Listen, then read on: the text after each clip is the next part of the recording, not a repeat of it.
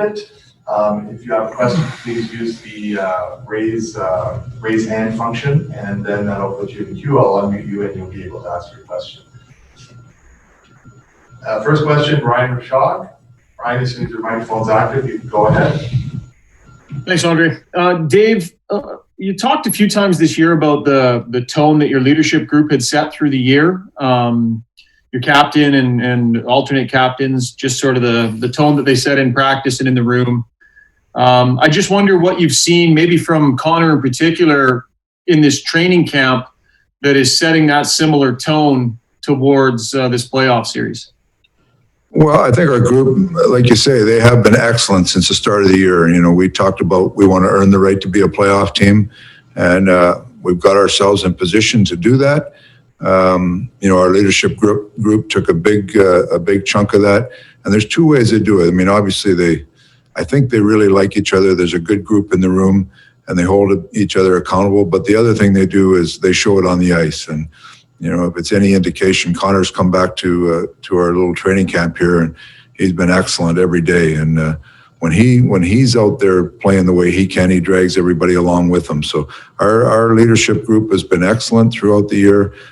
They come back with a great attitude. They recognize that this is a unique situation, and we're going to have to earn our way to be a playoff team. And that's been our focus since we started camp. But I give that group a lot of credit. They've been excellent since the start of the year. Next question to Mark Spector. Mark, as soon as your microphone's active, go ahead. Dave, you coached against this team for a long time when they had young stars, they had offensive guys, but they didn't have what it took to be a good team that makes the playoffs and every year, and you know, sort of has a proper hockey team. They had high end, they didn't have the whole end. What are the things you have now that make this a more solid team, a team that can do something in the playoffs?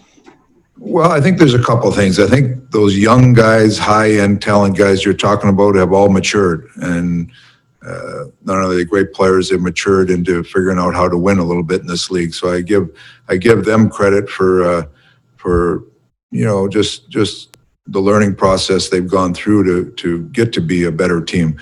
You know, I think Ken Holland did a great job this year of bringing some just people like Archibald and Sheehan and people that just come in and just kind of stabilized our lineup. You know, adding James Neal, Mike Smith has been a part of that, big part of just the veteran presence in there. So we've got a good mix. Our team likes each other. They compete hard. I think our leadership group is a little bit younger, but yet they're engaged with the veteran guys on our team. We've got better depth. You know, I like our depth even better from when we started the year. So all in all, we've talked about building a team that is going to be competitive, not just in the high-end skill part, but competitive in winning and doing things you have to do to win. And you know, we've taken steps forward. Our goaltending's been solid, penalty kill, and the things that you don't normally think about when you think of a high-skilled team we've made improvements on, and we've given ourselves a chance to compete for a playoff spot. Next question, Brendan Escott. Go ahead, Brendan.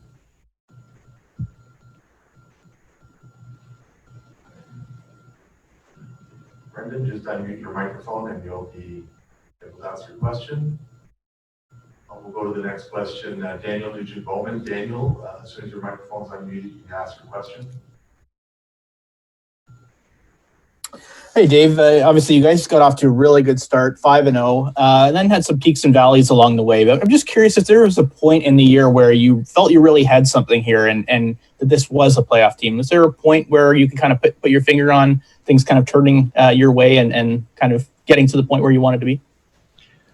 I don't know if you can put your finger on 1 or 2 points. I think there's a whole, you know, as you go along, you learn about your team. We had some good points where you say you really want to build on what we're doing there, but then we had some down times in December. We weren't playing very well. But when you're good times or bad times, you learn a lot about your group, and hopefully the good times spur more wins. So those are things that you end up focusing on and trying to do more to get you more wins. But there is some challenges you go through, whether it be injuries or not playing very well as a group, and you got to use those challenges as well. So there was a few ups and downs, but I think as the year went on, the one thing that I'm most grateful for with this group is they really strive to get better every day. They strive to become a better team, find more ways to win, be more consistent, play better as a team. And so, as you go through the year, you just try to put all those things in place and become a better team. And you want to be as good a team as you can get to. And that's what we're striving for right now. We'll try Brendan Escott again. Brendan, go ahead. Okay, I think I've got it this time. Thanks, Andre. Dave, curious how you would describe Zach Cassian's ability to sort of set a tone in the game and really change momentum without having to score to do so. Well, Zach is a unique player because he's a big, hard player. He can play a mean game, but he's also got great hands. He's a smart player.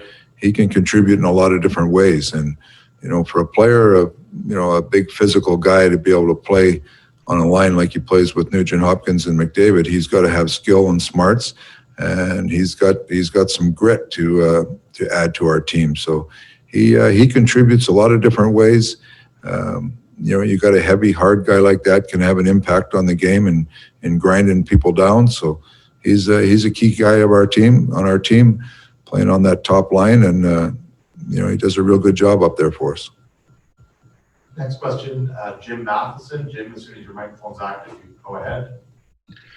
Two things, Dave. Who are you playing in goal tomorrow? And the other question is, how much emphasis did you put on having some definition in your bottom six players? In other words, you just didn't have players that couldn't fit in the top six fall into the bottom six because you got a bigger line, and you also got two guys, your best two penalty killers on another one.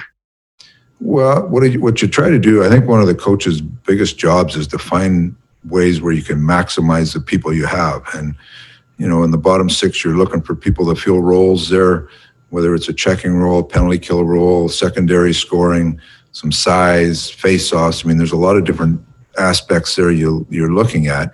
And when you get your team together, you're trying to find where people fit best and where they can contribute the most to maximize the talents that they have.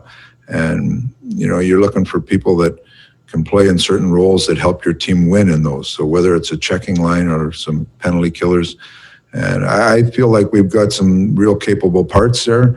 You're always trying to tweak them and trying to figure out where you can get the best out of them. But, it goes up and down a little bit, but I feel like our guys have accepted roles and really tried to strive to use those roles to help our team win.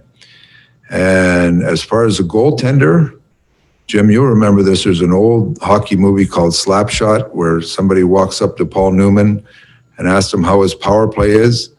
And all he said is, "We're working on it." That's my answer for the goaltenders. We're working on it.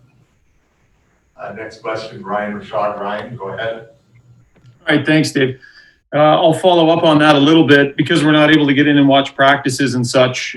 Probably just flat out ask you whether you're willing to tell us or not. But were there anything significant changes wise in your line combinations or D pairings? Normally we'd be able to get a look at that, but obviously we can't. So you guys feel like you're being discouraged against? Is that what it is? Coaches like to have secrets too, Yeah, I wouldn't say that. We had everybody on the ice today. All right. We'll leave it at that. Everybody's available. If there are any other questions, remember to use raise hand. It doesn't look like we do, so thanks very much, Coach Tippett. And reminder to members of the media, no media availability prior to the game tomorrow. Thank you very much. Have a great day.